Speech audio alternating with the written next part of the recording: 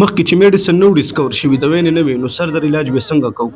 مصر کې دا مشهور یو مګرمچ هغه کې به دنه بوټي موټي واچلو سر پسې به دا ورنښلو په دې سره سر در ټکېږي. سر در به نه ټکېدو خو یو ځناور غوندې به ښکارېدی لکه میوزیم کې چې په یونان کې هایپوکریټس یو کس و هغه به سر کې ګریل راواغوستو سر کې به دله سورې کوو نو سر کې به سورې کوو نه څه نشه او نه چېرته صفایي بس سر کې به دله سورې کوو سر در که ښه کېدو که نه خو سر کې خو د سورې جوړېدو. دغه کار یونان کې کېدو.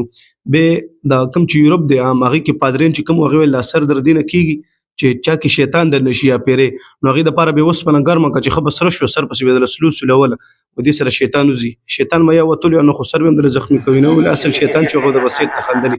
چاینه کې چې دی نو تیره تیره غوندې ډکي دا به دله په دې بدن کې لګول ستنې غوندې نو دې سره چې دی وایي ستا بدن ریلیکس کېږي دا پکې بیا هم له اسانه ګزارې کوله. امریکا کې چې کوم دی په امریکا کې هغې کې داسې و چې